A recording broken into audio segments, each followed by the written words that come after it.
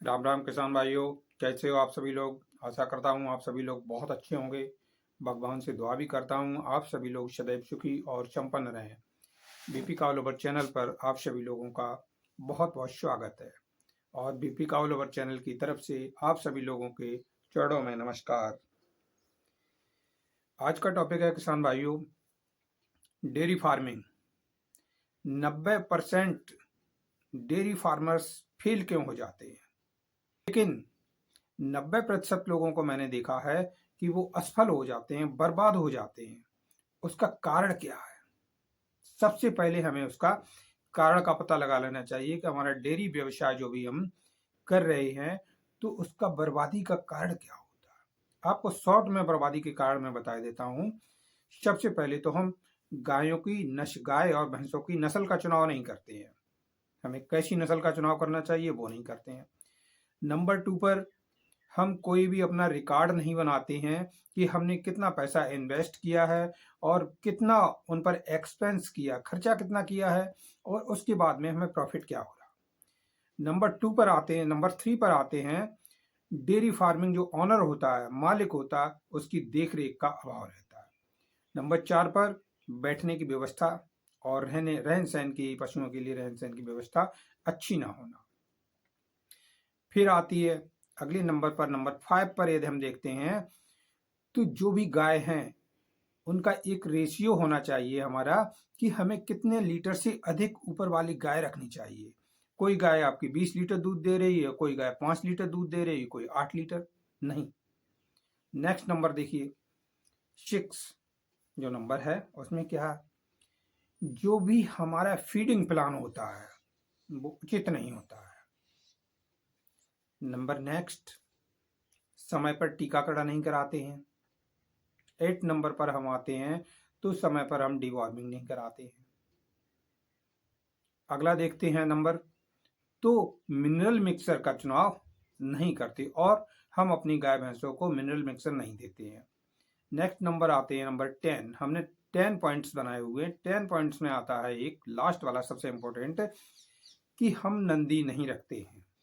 हमें एक बढ़िया नस्ल का नंदी रखना चाहिए अपनी डेयरी फार्मिंग के लिए। ये तो हो गए 10 हमारे कारण और 10 ही हम इसके समाधान बताएंगे। समाधान क्या है? एक सफल डेयरी फार्मर बनने के लिए, सफल अच्छी तरीका से बिजनेस में बढ़िया प्रॉफिट लेने के लिए हमें कौन कौन से कारण हैं जिनका हमें यानी कि संयोजन करना चाहिए, जिनको हमें लागू करना चाहिए, वो कौन सी, उनको सबसे पहले आ जाइए। तो वही पॉइंट हम लेते हैं।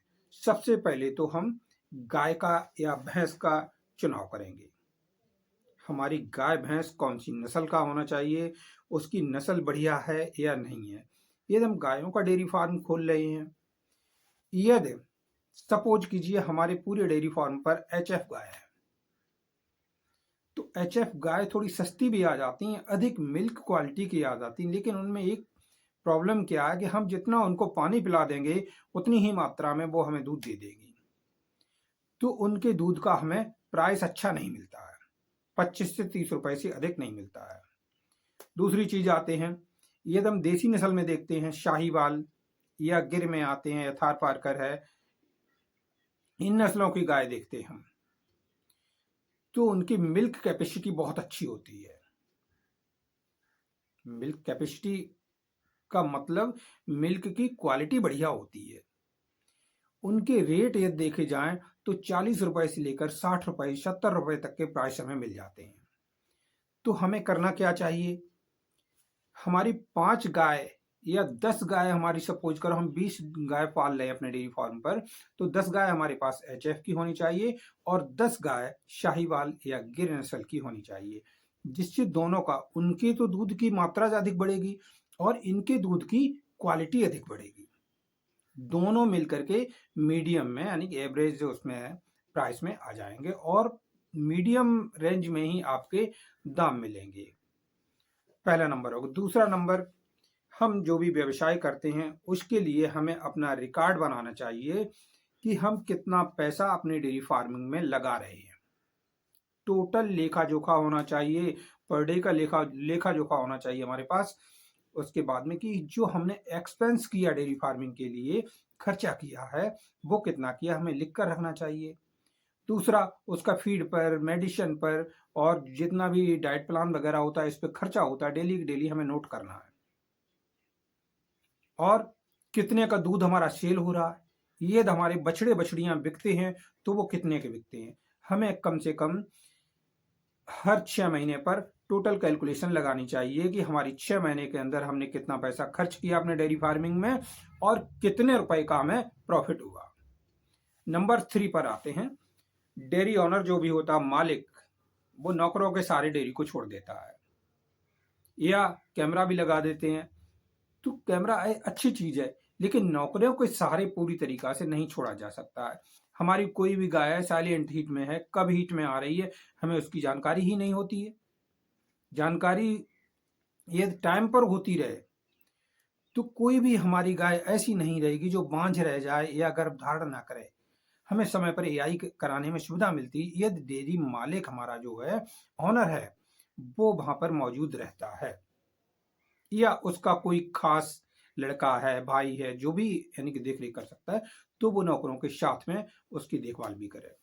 अगले नंबर पर आते हैं, उनका बैठने का उचित स्थान होना चाहिए। कुछ जगह तो ऐसी होनी चाहिए जहां पर फर्श वगैरह होना चाहिए, जैसे हम गायों को अपनी को नहलाते धुलाते हैं, उस दौरान हम फर्श पर नहला लेते हैं और नहलाने के बाद में हमें कहाँ दूसरी जगह रिप्लेस कहाँ पर करना है, नाइट में कहाँ पर रिप्लेस करना है, उनके लिए एक रेत वाली भी जगह होनी चाहिए। कम से कम 8-8 इंच तक यानी कि रेत बिछा हुआ होना चाहिए।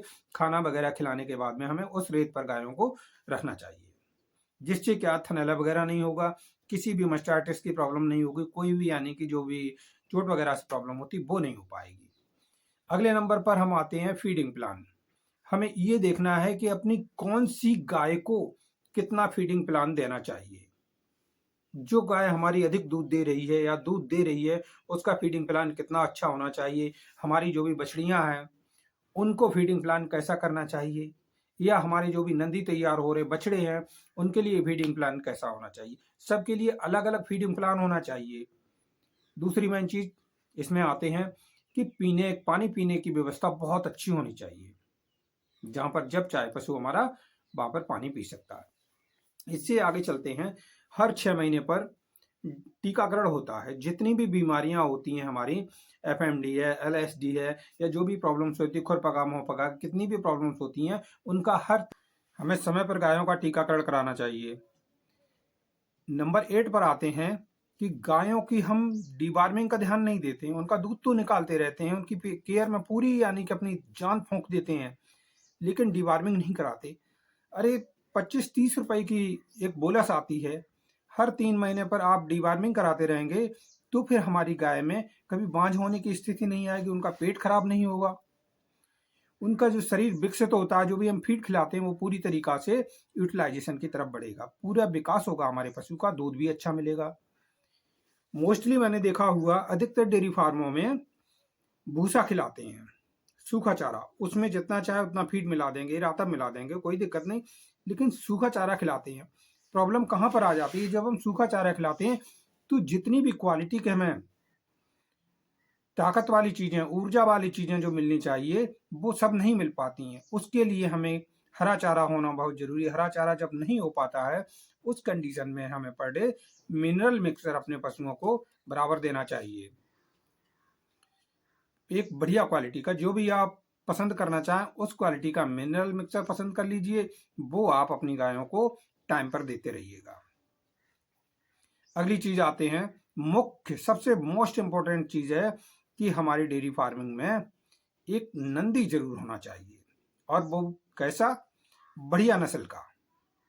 आप कभी भी देखना, जितनी आप बछड़ियों की केयर करते हैं उससे ज्यादा आप नंदी की केयर करेंगे तो नंदी अधिक दामों में बिकता है, अधिक महंगा बिकता है। तो हमें बेस्ट क्वालिटी का, अपनी बेस्ट क्वालिटी बछियों की, गायों की तैयार करने के लिए क्या करना है, नस्ल सुधार के लिए क्या करना है, एक अच्छी नस्ल का हमारा नंदी होना चाहिए, जिससे हमें किसी डॉक्टर को नहीं बुलाना। कभी कभी हमारी साइलेंट हीट वाली गाय होती है तो हम नहीं जान पाते, हमारा डॉक्टर नहीं जान पाता है, लेकिन हमारा नंदी जान लेता है। वो जान जाता है कब गाय हीट में, जो गाय हीट में नहीं होती है उस गाय के पास नंदी नहीं जाता है।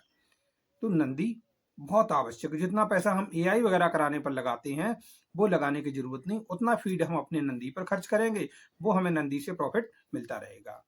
तो ये रही है आज के डेयरी फार्मिंग के टिप्स। ये 10 टिप्स हैं। यदि भाइयों आपने इन 10 टिप्स को लागू कर दिया अपनी लाइफ में, तो आप कभी भी डेयरी फार्म में फेल नहीं हो सकते। आपका डेयरी फार्मर हमेशा प्रॉफिट की तरफ चलेगा। उम्मीद करता हूं आज की वीडियो आप लोगों को अच्छी लगी होगी, और जितने भी हमारे नए अन्नदाता है उन सभी से हाथ जोड़कर निवेदन है कि वो चैनल को सब्सक्राइब कर लें, जिससे हमारी अगली आने वाली वीडियो की नोटिफिकेशन सबसे पहले आपके पास पहुंचे। और फिर मिलते हैं हम एक नई समस्या और उसके समाधान में।